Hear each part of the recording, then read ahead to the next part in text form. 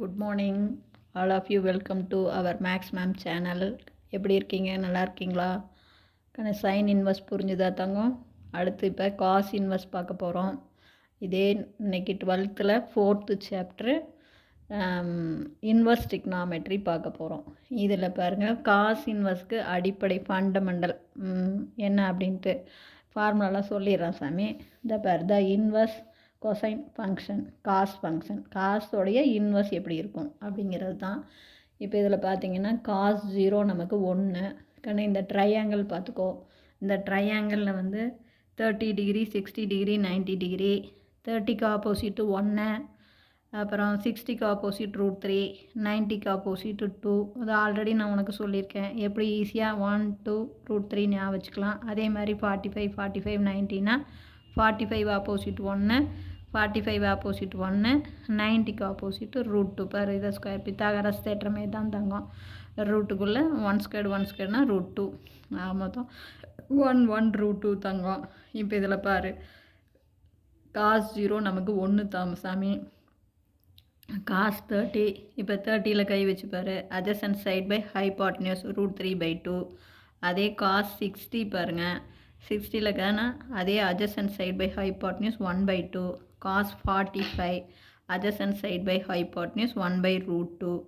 Cos 90 0. இதுதான் அடிப்படை நமக்கு. அப்போ காசுக்குள்ளே 90 டிகிரி வந்தால் 0 கண்ணு. அதே காசுக்குள்ளே 180 டிகிரி வந்தால் மைனஸ், அதாவது ஒரு பை. ஆடு நம்பரில் பை வந்தால் -1 கண்ணு, ஈவன் நம்பரில் பை வந்தால் +1. காசுக்குள்ளே 1 பை அல்லது காஸ் 3 பை அல்லது காஸ் 5 பை, இந்த மாதிரி காசுக்குள்ளே ஆடு நம்பரில் பை வந்தால் 1 பை, 3 பை, 5 பை இப்படி வந்தால் கண்டிப்பாக -1. அதே ஈவன் நம்பரில் 2 பை, 4 பை, 6 பை, அப்போ காஸ் ஆஃப் 2 பை அல்லது காஸ் ஆஃப் 4 பை அல்லது காஸ் ஆஃப் 6 பை எக்ஸட்ரா இப்படி வந்தால் +1. இதுதான் அடிப்படை. நல்லா பார்த்துக்குங்க. ஒன்றுமே இல்லை ராஜா. காஸ் 0 வந்து 1 பார்த்துக்கோ. அதே காஸ் 90 வந்து 0. அப்புறம் இதெல்லாம் ட்ரையாங்கிளில் வருது. காஸ் வந்து 30, காஸ் 30 √3/2. காஸ் 45 1/√2. காஸ் 60 1/2. அவ்வளோதான். காசுக்குள்ளே ஆடு நம்பரில் பை வந்தால் -1, ஈவன் நம்பரில் பை வந்தால் +1. இப்போ காசு பார்த்திங்கன்னாவே நல்லா கவனமாக பாருங்கன்னு. இந்த காசு இதுதானே அடிப்படை. காசோடைய வேல்யூ நம்ம பாருங்கள், எதுலேருந்து எது வரையும் போடலாம். நம்ம இங்கே 0லேருந்து பை வரையும். அப்போ 0ன்னு போட்டால் 1, பைன்னு போட்டால் -1. காசுக்கு பாருங்கள் 0 to பை. அப்புறம் தான் நம்ம எக்ஸ்ட்ரா என்ன இதாக இருந்தாலும் இதை வந்து 2 பை, 3 பை, 4 பை அப்படிங்கள மறுபடியும் வேறு 2 பை போட்டால் +1 இது தான் வரும். தெரியுதா? ரிப்பீட் ஆகி. அப்போ தேர்ஃபோர் நம்ம பேசிக்கே காசுக்கு டொமைன் வந்து 0லேருந்து பை வரையும் தான். அப்போ நமக்கு கிடைக்கிற ரேஞ்சு -1 to +1. சரி, இது மாற்றி உனக்கு போட்டு வச்சுருக்கேன். 1 to வந்து போட்டிருக்கேன். இங்கே போடும்போது -1 to +1. ஏன்னா நமக்கு வந்து சின்ன நம்பரில் இருந்தால் பெரிய நம்பர் போடணும். இது எப்படி -1ன்னு தெரியுதா கண்ணு? 0ன்னு போட்டால் நமக்கு +1, பையன்னு போட்டால் -1. அப்போ காசுக்கு வந்து டொமைனு 0 to பை, கிடைக்கிற ரேஞ்ச் ஆன்சர் -1 to +1. எவ்வளோ பெரிய ஆங்கிளாக இருந்தாலும் இதுக்குள்ளே வர மாதிரி சிம்பிளிஃபை பண்ணி ஆன்சரு -1க்கும் +1க்கும் இடையில வர மாதிரி நம்ம கண்டுபிடிச்சிக்கலாம். புரியுதா? நீங்கள் வேணால் கூட இந்த லாகிரதம் புக்கில் பாருங்கள், காசோடைய டேபிள் இருக்கும். அது எவ்வளோ பெரிய ஆங்கிளாக இருந்தாலும் இதுக்குள்ளே தான் ஆன்சர் வரும் பாருங்கள். புரியுதுங்களா? அதே மாதிரி இப்போ காசுக்கு இப்படி வரும்போது அப்போ காஸ் இன்வர்ஸ் அப்படின்னா கண்ணு, இங்கே இருக்கிற ரேஞ்ச் வந்து காஸ் இன்வர்ஸுக்கு டொமைனாக மாறும், டொமைன் வந்து ரேஞ்சாக மாறிடும். காசுக்கு வந்து டொமைன் வந்து 0 to பை, ரேஞ்சு -1 to 1. அதுதான் இந்த அடிப்படை. புரியுதா தங்கம்? பாருங்கள், 0லேருந்து பை வரையும். அப்போ ரேஞ்சு நமக்கு போட்டால் -1 to +1. அதே காஸ் இன்வர்ஸ் போட்டோம்னா, இன்வர்ஸ் போடும்போது இந்த ரேஞ்ச் வந்து டொமைனாக மாறும், டொமைன் வந்து ரேஞ்சாக மாறும். அப்போ இதுதான் காஸ் இன்வர்ஸ்க்கான அடிப்படை ஃபார்முலா. காஸ் இன்வர்ஸ் வந்து அதனுடைய டொமைன் என்ன? -1, சாரி, அதனுடைய டொமைன் -1 to +1. அதனுடைய ரேஞ்சு 0 to π. புரியுதா சங்கம்? இது நல்லா பார்த்துக்கோ. காஸ் இன்வர்ஸோடைய டொமைன் -1 to +1, அதனுடைய range 0 to π. Cos is even function. இது ரொம்ப முக்கியமானது. காஸ் வந்து சைன் தான் ஆடு ஃபங்க்ஷன், காஸ் வந்து ஈவன் ஃபங்க்ஷன். கண்ணு சைனும் டேனும் ஆடு ஃபங்க்ஷன், காஸ் வந்து ஈவன் ஃபங்க்ஷன். காசுக்குள்ளே மைனஸ் இருந்தாலும் வெளியில் வரும்போது ப்ளஸ்ஸாக தான் மாறி வெளியில் வரும். இப்போ பாரு, மைனஸ் காஸ் எக்ஸ் அப்படின்னா இப்போ எப்படிங்க மைனஸு அப்படின்னு பார்த்தீங்கன்னா கண்ணு நல்லா பார்த்துக்கோ. இப்போ இந்த மைனஸ் உள்ளே போகும்போது மைனஸாக வராது தங்கம், ஏன்னா காஸ் அப்படிங்கிறது ஈவன் ஃபங்க்ஷன். இப்போ இந்த மைனஸ் கொண்டாடணும் அப்படின்னா அது எப்படி பண்ணணும்? இது ரொம்ப முக்கியமானது. காசுக்குள்ளே பை மைனஸ் எக்ஸு அப்படின்னா மைனஸ் காஸ் எக்ஸ். கண்ணு இது எப்படின்னு பாரு. பை அப்படின்னா என்ன? நமக்கு 180 டிகிரியா, அதுலேருந்து ஒரு ஆங்கிளை கழிக்கும்போது செகண்ட் குவாட்ரண்ட். இது பார், பையனா 180 டிகிரி, அதிலேருந்து இந்த எக்ஸுங்கிற ஆங்கிளை கழிச்சா இது செகண்ட் குவாட்ரண்ட்.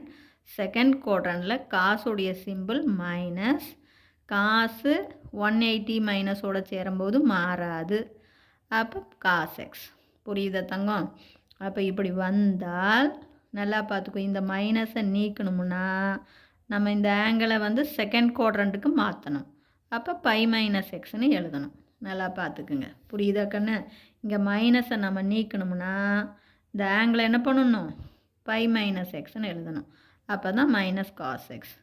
இதை வந்து அடிக்கடி நம்ம யூஸ் பண்ணுவோம். பாருங்கள், இங்கே மைனஸை நம்ம கேன்சல் பண்ணணும் அப்படின்னா இந்த ஆங்கிளை செகண்ட் குவாட்ரண்ட்டில் இருக்கிற மாதிரி நாம் என்ன பண்ணணும்? மாற்றணும். அப்போ காஸ் பை மைனஸ் எக்ஸ் தான் மைனஸ் காஸ் எக்ஸ். ஓகேவா கண்ணு? இது செகண்ட் குவாட்ரண்ட், காசோடைய சிம்பிள் மைனஸு, காசு 180யோடு சேரும்போது மாறாது, அப்போ காஸ் எக்ஸு. இவ்வளோ தான். அதே மாதிரி பாருங்கள், இப்போ பாருங்கள் அதுக்கான எக்ஸாம்பிள் தான் கொடுத்துருக்கேன். காஸ் 180 மைனஸ் 60 இது செகண்ட் குவாட்ரண்ட். அப்போ மைனஸ் காசு வந்து 180 மைனஸோடு சேரும்போது மாறாது, காஸ் 60. செகண்ட் குவாட்ரண்ட்டுக்கு மைனஸு, 180ங்கும் போது மாறாது, காஸ் 60. அப்போ மைனஸ் 1/2 பர் மைனஸ் காஸ் 60 பாருங்கள் 1/2, அதனால் 1/2. அப்போ மைனஸ் 1/2 அப்படிங்கும்போது நாம் வந்து நல்லா பார்த்துக்கணும். 1/2 அப்படின்னா தான் 60. மைனஸ் அப்படிங்கும்போது இந்த 60ங்கிற ஆங்கிள் ஃபஸ்ட்டு குவாட்ரண்ட்டில் எடுக்கக்கூடாது, அது செகண்ட் குவாட்ரண்ட்டில் எடுக்கணும். அப்போ பை மைனஸ் 60ன்னு போடணும். இப்போ புரியுதா கண்ணு? அதே மாதிரி தான் மைனஸ் காஸ் 45 வருது அப்படின்னாவே பாருங்கள், காசு 180 மைனஸ் 45, 180லேருந்து 45 கழிக்கும்போது நமக்கு 135 இல்லையா, அதுதான் இது. அப்போ இது செகண்ட் குவாட்ரண்ட்டில் மைனஸ், காஸ் 180 கூட சேரும்போது மாறாது, அப்போ காஸ் 45, அப்போ மைனஸ் 1/√2. இப்போ புரியுதா கண்ணு? ஃபஸ்ட்டு குவாட்ரண்ட்டில் எல்லாமே பாசிட்டிவ், செகண்ட் குவாட்ரண்ட்டில் காஸ் வந்து நெகட்டிவ். அப்போ தேர்ஃபோர் நமக்கு மைனஸ் வருது அப்படின்னா இந்த ஆங்கிள் எந்த குவாட்ரண்ட்டில் இருக்குதுன்னு அர்த்தம்? செகண்ட் குவாட்ரண்ட்டில் இருக்குதுன்னு அர்த்தங்க. மைனஸ் வருது அப்படின்னாவே இந்த 60 டிகிரி எங்கல்ல ஃபஸ்ட்டு குவாட்ரண்ட்டில் இல்லை. அப்போ இந்த 60 டிகிரி செகண்ட் குவாட்ரண்ட்டில் வருது, எக்ஸிலேருந்து செகண்ட் குவாட்ரண்ட்டில் வருது. அப்போ அப்படின்னா 120ன்னு அர்த்தம். புரியுதா? பை மைனஸ் 16 போடணும். மைனஸ் அப்படின்னாவே வெறும் 45ன்னு போடக்கூடாது கண்ணு, மைனஸ் 45ன்னு போடக்கூடாது கண்ணு. மைனஸ் 45 அப்படின்னா நல்லா ஞாபகம் வச்சுக்கோ, அது வந்து ஃபோர்த்து குவாட்ரண்ட்டு. அப்போ ஃபோர்த்து குவாட்ரண்ட்டு காசு வந்து ப்ளஸ் ஆயிரும். நான் சொல்கிறது தெரியுதா தங்கம்? அப்போ தேர்ஃபோர் இப்போ மைனஸ் வருது அப்படின்னா உடனே மைனஸ் 60ன்னு போட்டுறக்கூடாது. இந்த 60 டிகிரி ஃபஸ்ட்டு குவாட்ரண்ட்டில் இல்லை, செகண்ட் குவாட்ரண்ட்டில் இருக்குது. அப்போ பை மைனஸ் என்ன வரும்? 60ன்னு போடலாம். புரியுது? அல்லது பை ப்ளஸ் 16னும் போடலாம்.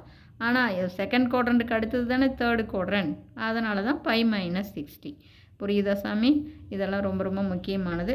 அதே பாரு, காஸ்க்குள்ளே minus theta equal to plus cos theta. Cos even function, minus வெளியில் வந்தால் ப்ளஸ்ஸாக தான் மாறி வரும். இதையும் பார்த்துக்கோ.